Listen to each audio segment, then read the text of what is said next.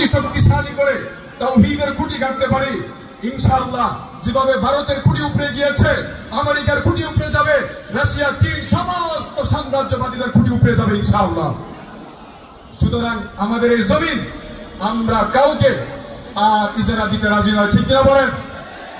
আমরা প্রত্যেকেই এই জমিনের নিরাপত্তার দায়িত্ব নিতে হবে, ঠিক কিনা? আমরা প্রত্যেকেই আলা কুল্লুকুম রাঈন, এই হাদিসের ভিত্তিতে প্রত্যেক ব্যক্তি আমানতদার, প্রত্যেক ব্যক্তি জিম্মাদার। শুধুমাত্র অন্যের দিকে অমুকে এসে আমাদেরকে দিয়ে দিবে এই জমি, বাহির থেকে এসে দিয়ে দিবে, ভাই পৃথিবীতে এমন ভূমির দৃষ্টান্ত খুবই আপনি দেখাতে পারবেন না যেখানে অন্যরা এসে শুধুমাত্র স্থানীয়দেরকে ভূমি দিয়ে দিয়েছে। আমাদের এই ভূমির দায়িত্ব, এই জমিনের নিরাপত্তার দায়িত্ব, দ্বীনের নিরাপত্তার দায়িত্ব আমাদেরকে নিতে হবে। রাজি আছেন তো সবাই ইনশাআল্লাহ? লিল্লাহি তাকবীর, লিল্লাহি তাকবীর।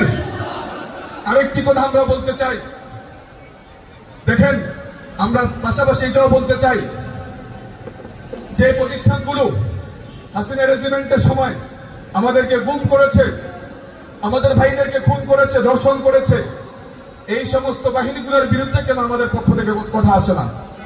সংস্কার কমিশনের পক্ষ থেকে কেন এই সমস্ত বাহিনী নামক এই সমস্ত বাহিনীগুলোর সংস্কারের কথা কেন আসে না বলেন? এক্সট্রিম মশার কয়েল প্ল্যান্ট ফাইবার দিয়ে তৈরি, ডেঙ্গু, চিকুনগুনিয়া বাহি সহ যে কোনো মশার বিরুদ্ধে দেয় এক্সট্রিম সুরক্ষা। যারা মুসলিম বোনদেরকে দিনের বেলায় রোজা ভঙ্গ করে দর্শন করেছে, ওই সমস্ত বাহিনীগুলোকে কেন পরিবর্তনের আওয়াজ উঠে না? সুতরাং আমাদেরকে এই জমিনে ভালোভাবে শক্ত করে গেড়ে এই জমিনের সমস্ত দীর্ঘ সময় ধরে গড়ে ওঠা আগাছা একেবারে সমূলে মূলোৎপাটন করার একান্ত আমাদেরকে শপথ নিতে হবে, ঠিক কিনা বলেন?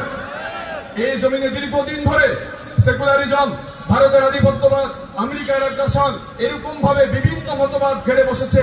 এই সমস্ত আগাছাকে দূর করার জন্য আমাদেরকে আজকে একটি শপথ পাঠ করতে হবে যে আমরা ইনশাআল্লাহ আল্লাহর দ্বীন, আল্লাহ এই জমিনকে কায়েম করার জন্য সমস্ত আগাছাকে আমরা ইনশাআল্লাহ উপড়ে ফেলবো ইনশাআল্লাহ। এই আগাছাকে উপড়ে ফেলতে যদি ভারতীয় আগ্রাসন, আমেরিকার আগ্রাসনকে উপড়ে ফেলতে যদি প্রয়োজনে আমাদের প্রত্যেকের যদি জীবনের রক্তের প্রয়োজন হয়, আমরা দিতে রাজি আছি তো ইনশাআল্লাহ?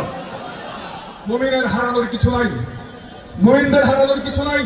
ইন্নাল্লাহা আশতারা মিনাল মুমিনিন আনফুসাহুম ওয়া আমওয়ালাহুম বিআন্না লাহুমুল জান্নাহ। মুমিনরা তো তাদের জান মাল বিক্রি করে দিয়েছেন কার কাছে? রব্বুল আলামিনের কাছে। সুতরাং বিক্রিত বিষয় নিয়ে খুব বেশি টেনশন এবং দুশ্চিন্তা করার কোনো প্রয়োজন নাই। আল্লাহ রাব্বুল আলামিন আমাদেরকে সেই সময়ের জন্য প্রস্তুত করুন, আমাদেরকে সেই ঈমান দান করুন, এই জমিনে তাওহীদের বীজকে শক্তিশালী ভাবে আমাদেরকে রোপণ করার তৌফিক দান করুন।